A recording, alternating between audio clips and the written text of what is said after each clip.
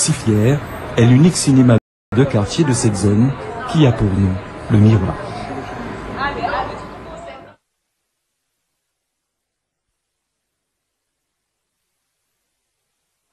Vous allez bien, madame? Merci. Vous êtes gentil. Il faut remonter jusqu'aux années 50 pour connaître l'histoire de ce cinéma de proximité né de la volonté d'un garagiste passionné de nouvelles technologies. À l'époque, il y avait un garage dans cet emplacement. Et un beau jour, il y avait beaucoup de clients qui prenaient leur voiture et qui partaient sans payer, qui disaient « après on va payer, après on va payer ». Et un beau jour, il est rentré à la maison, il m'a dit « bon, j'ai une idée, je vais transformer mon garage en cinéma et comme ça, j'aurai de l'argent tout de suite ». Et puis ensuite, après, je l'ai regardé et ensuite il m'a dit « et puis aussi, ça va amener un peu de culture vers lui ». Dans l'entourage de René Maignan, le projet paraît utopique, mais la ténacité de l'homme le pousse à entreprendre son projet.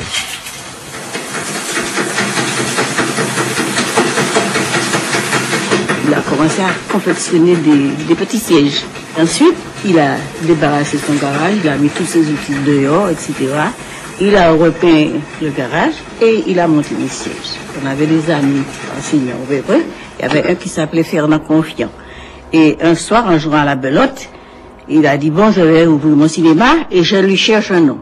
Et Fernand lui a dit, bon, ben, allons chercher ensemble. Ils ont commencé à rire, tout ça, et finalement, ils se sont arrêtés sur le mot Miroir. Le cinéma a démarré en 1953, au mois de février. Et le premier film qu'on a passé, c'était Le Faucon Rouge. Et moi, j'étais assise, bien sûr, à la bonne place.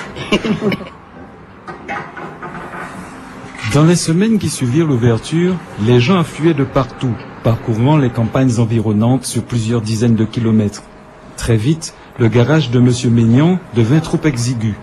Il ne pouvait accueillir une population rurale qui voyait l'arrivée du Miroir comme un moyen d'évasion permettant d'oublier, le temps d'une projection, une semaine de dur labeur.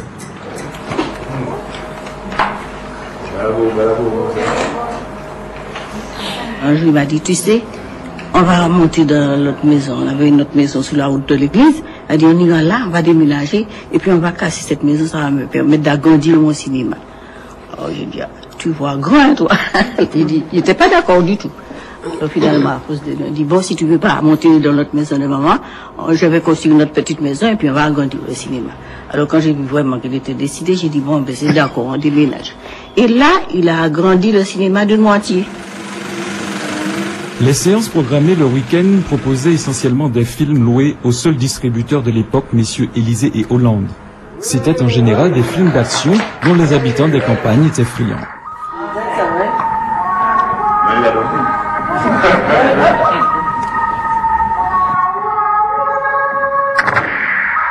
On passait beaucoup de films chinois, beaucoup de karaté. À un moment, on a passé 2 ou 3 films pour nous quand ça venait d'arriver. Alors, un jour, j'ai dit à moi, maintenant, je ne veux pas que tu portes ces films-là ici, etc. Et M. Élysée, lui aussi, ça ne lui plaisait pas tellement. Donc, il avait passé tous ces films porno à M. Conrad, qui avait une salle à Sainte-Thérèse.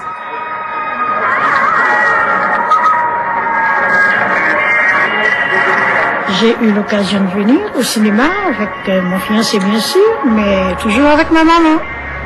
Parce qu'il n'était pas question de partir avec le fiancé. Il fallait la maman. À l'époque, il fallait la maman. Quand je venais, il fallait se battre pour avoir un ticket au guichet. Parce qu'il y avait beaucoup de jeunes. Et puis, j'étais toujours propre, toujours bien.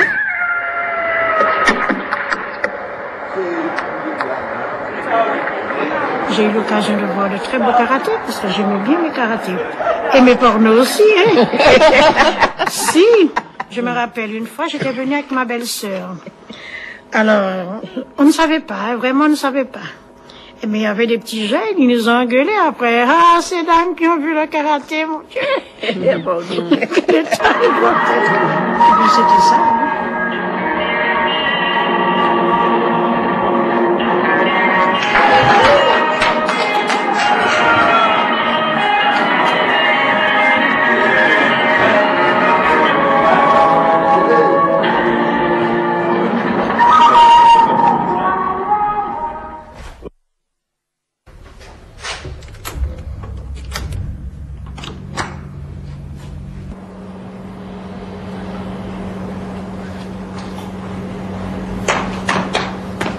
Lorsque j'ai ouvert les portes pour la première fois, il y a maintenant un peu plus d'un mois, j'ai revu des moments passés ici où le dimanche à la séance de 11h, donc après la messe, il était important pour nous. Il était important d'aller à la messe, mais il était très important d'être dans les temps pour pouvoir aller au cinéma à 11h le dimanche.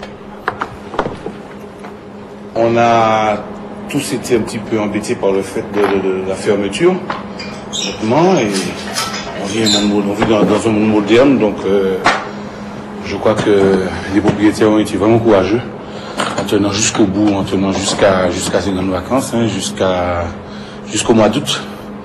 Et donc,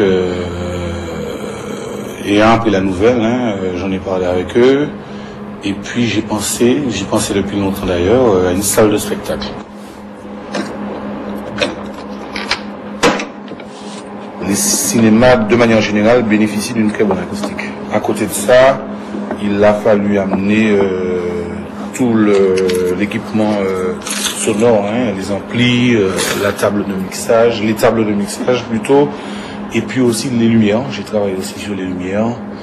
La salle bénéficiera dans pas longtemps d'une assistance informatique puisque c'est quand même 250 sièges. Hein,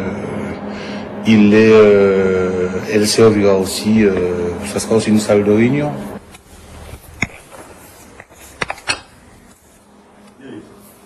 Enfin. Ouais.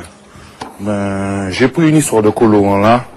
Vous avez un petit coup de main à ça parce que j'ai un doute sur si je veux retrouver. Je comptais déjà dans le premier temps sur la famille, sur donc mes frères, ma soeur, la mère qui est là.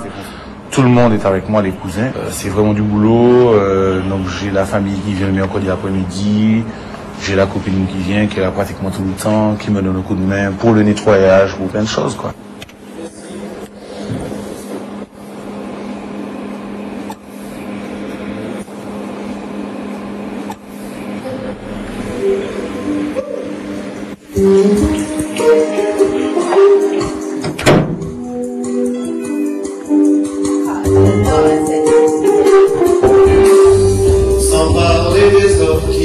C'est toujours très exaltant parce que forcément, en plus, je crois qu'on fait partie des premiers groupes. Il y a eu Mal à voir. Alors, c'est vrai que monter sur la même scène, c'est toujours très excitant. Et puis bon, Luc a un projet extraordinaire, c'est de réhabiliter un peu cette salle-là. Et je crois que c'est toujours bon, de toute façon, de décentraliser un peu les spectacles. Parce que les salles, c'est Fort-de-France, c'est Schœlcher, on n'en sort pas vraiment. Et là, d'être ici au Verpré, je pense que c'est une gageure, mais bon, ouais, moi, je suis prête à relever le défi de toute façon, toujours. Donc, tu auras ton retour devant, ici. D'accord. Ta ligne de retour. Et donc, une fois qu'on aura le plan... C'est quelqu'un d'entreprenant, quoi. C'est quelqu'un, en plus, qui adore le Verpré. Parce qu'à mon avis, moi, je pense que le Verpré pourra avoir un drapeau avec Luc Lapone. Parce qu'il aime son coin. Et je pense que là, il fait tout ce qu'il peut, justement, pour le faire vivre, pour qu'il rayonne un petit peu à l'extérieur. Parce que ce qui se passe ici, on en parlera ailleurs, en Martinique. Je crois que c'est une très, très bonne chose. Et puis, bon, c'est quelqu'un qui aime la musique et qui est un passionné.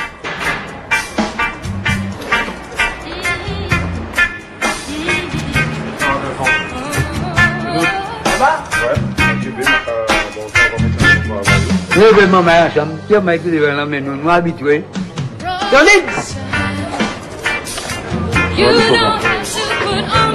C'est bien, ça fait fonctionner le commerce, c'est vrai. Non, ben, quand c'est un peu, vous êtes animé vers vous, c'est déjà quelque chose, donc. Est-ce qu'on nous suite à ça? Ça m'encourage, en fait, de savoir que tous les Européens puissent à fond, d'accord, ils croient en ce projet, moi aussi d'ailleurs. Je ne cesserai de le répéter, hein, il m'aide un petit peu à travers des distributions de tracts. Là, je fais allusion aux commerçants, tout le monde joue le jeu, et c'est très bien parce que je crois que être sur un projet comme celui-là et puis être seul, et puis ne pas avoir l'aval des gens du coin, je crois que très honnêtement, ça a été assez difficile à vivre pour moi.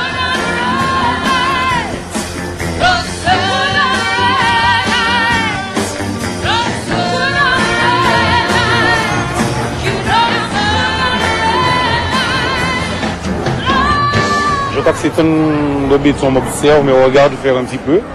Et puis je crois que le cinéma doit être curieux, il a envie de savoir jusqu'où ça va aboutir et si ça va aboutir. Et moi, la balle, elle est dans mon camp.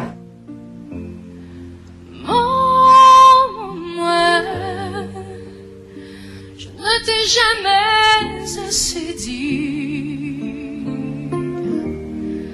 Mille merci. Et aussi que ton amour n'a pas de prix. Tu es patience, mais tes silences sont tes colères parfois. Mais c'est ta douce loi, c'est ta façon à toi de guider ma vie et mes plans. Tu sais aimer, partager, consoler, pardonner. Et ta façon à toi, tu ne les montres pas. Tu les effaces d'un sourire, maman.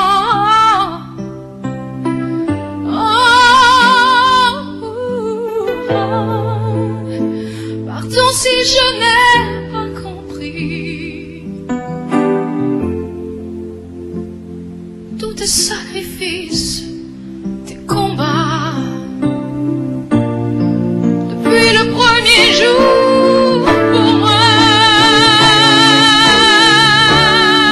maman.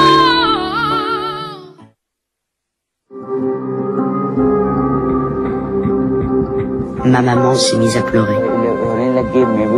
Et puis moi aussi, j'ai pleuré.